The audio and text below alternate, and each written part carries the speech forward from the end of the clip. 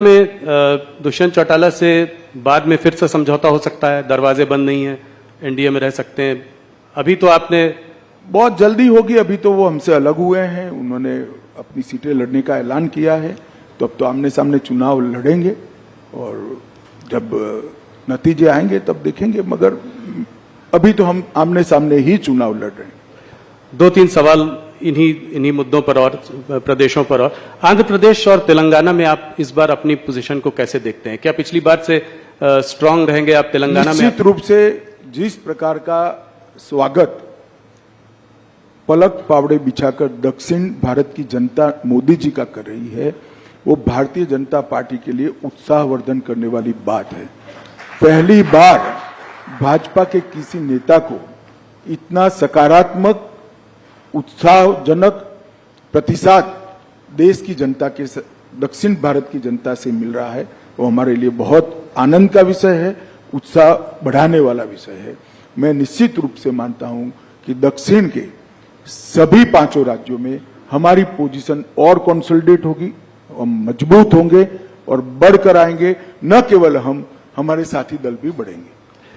Waste Bengal की बात मैं थोड़ा सा करना चाहता हूं। वहां संदेशकाली के बाद आपकी स्थिति, पिछली बार 18 सीटें आई थी और लोग मान नहीं रहे थे कि आपने मुझसे इंटरव्यू में कहा था कि बहुत अच्छी स्थिति है, हम लोग सोच रहे थे कि 18 सीट नहीं, पर आप 18 सीट लेके आए। इस बार आपको क्या लगता है, इससे बढ़ेगी और इसका क्या कारण है?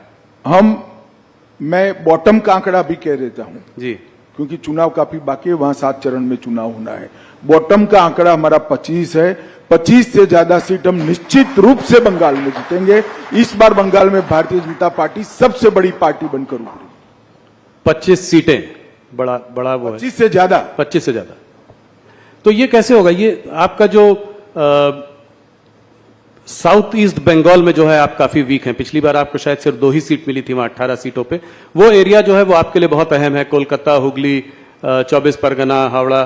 तो वहां पे कैसे करेंगे ये? वहां पे आपका संगठन भी उतना शायद स्ट्रांग नहीं है। देखिए, 2017 से भारतीय जनता पार्टी ने लगातार पश्चिम बंगाल में संगठन का भी विस्तार किया है और चुनावी सफलता के आंकड़ों में भी विस्तार किया है। 2017 से लगातार हम बढ़ते ही जा रहे हैं। विगत विधानसभा चुनाव की मैं बात करूं, हम 2 लोग थे, 77 हो गए, बहुत बड़ी जंप है। Congress 0, communist party 0। आज prime opposition Bharatiya Janata party वहां बनी हुई है। हमारी 2 लोकसभा की सीटें थी, 14 में, 19 में 18 हुई और इस बार हम 25 से काफी आगे निकलेंगे, ये मेरा विश्वास है। बंगाल की जनता 1 करोड़ों रुपया जो पकड़ा गया है, इसमें ईडी पर सवाल नहीं उठाती है, ममता जी पर सवाल उठाती कि रुपया कहां से आता है, रुपया किसका है? ये रुपया बंगाल की गरीब जनता का रुपया है भैया। वहां पर मोदी जी की योजनाएं नीचे नहीं पहुंच रही है।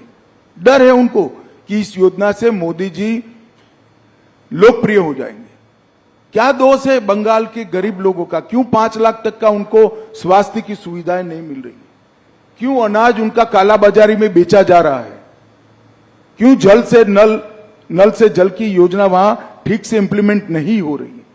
क्यों अब तक सीए से इनको महरूम रखा गया? केवल और केवल वोट बैंक की पॉलिटिक्स के कारण और भ्रष्टाचार के कारण।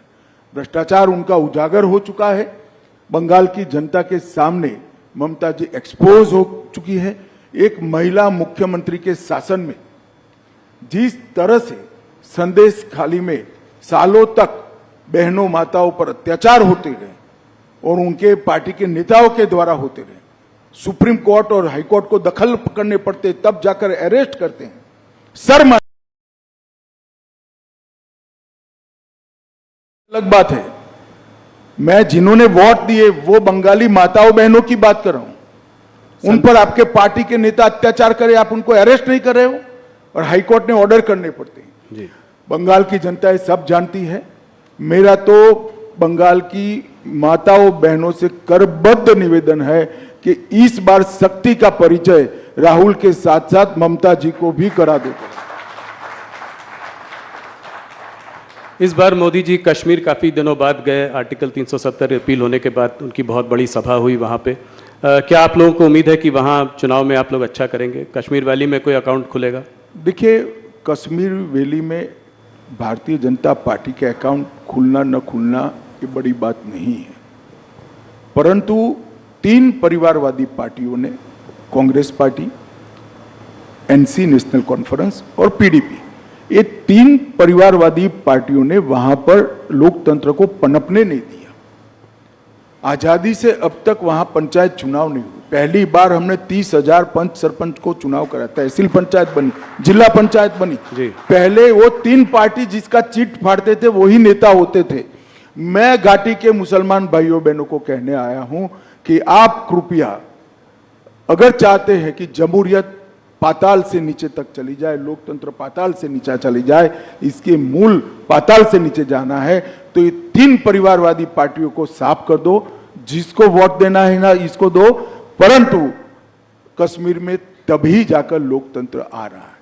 ये 370 का हवा बनाए थे भारतीय जनता पार्टी की सरकार ने, मोदी जी ने 370 को समाप्त कर दिया। आज हर कश्मीरी को 5 लाख से ज्यादा स्वास्थ्य का मिलता है, पानी मिल गया, चावल मिल रहा है, सारी स्वास्थ्य की सुविधाएं मिल गई है, बड़े बड़े इंस्टीट्यूशन आए हैं, 2 करोड़ से ज्यादा यात्री अब आज कश्मीर में जा रहे हैं। कश्मीर में 30 साल के बाद थिएटर खुले हैं, कश्मीर में 30 साल के बाद ताजिया का जुलूस निकल रहा है, मुहर्रम का जुलूस निकल रहा है। ये लोकतंत्र की बहाली के कारण हुआ है जी। एक बार कश्मीर की जनता ने हिम्मत करना चाहिए। जिन लोगों ने 75 साल तक कश्मीर की जनता को लोकतंत्र से महरूम रखा, संवैधानिक अधिकारों से महरूम रखा और अपने केंद्र सरकार की स्कीमों से महरूम रखा, उनको दंड दीजिए, लोकतंत्र को मजबूत कर दिए, भारतीय जनता पार्टी को वोट दीजिए, जिसको देना है इसको दीजिए, परंतु घाटी में एक बार ये 3 परिवारवादी पार्टियों को सबक सिखाना चाहिए। कश्मीर में चुनाव कब होंगे? ये मैंने आपसे सवाल बहुत बार पहले भी पूछा है। इस बार बोला गया कि पैरामिलिट्री फोर्सेस की कुछ कमी है क्योंकि नेशनल इलेक्शंस हो रहे हैं तो नहीं हो पाए, तो इसका मतलब जल्दी होने चाहिए।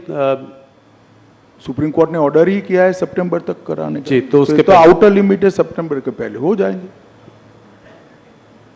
एक सवाल जो कि बार बार होता है, आप लोगों का नारा था कि मंदिर वहीं बनाएंगे, वो आप लोगों ने बनवाया, प्राण प्रतिष्ठा हुई।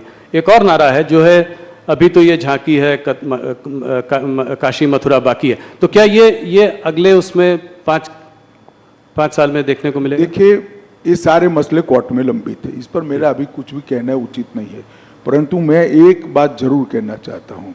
राम मंदिर में हमारा पालमपुर कार्यकारिणी का भारतीय जनता पार्टी का वादा था कि हम संवैधानिक रूप से प्रभु श्री राम का भव्य मंदिर अयोध्या में बनाएंगे।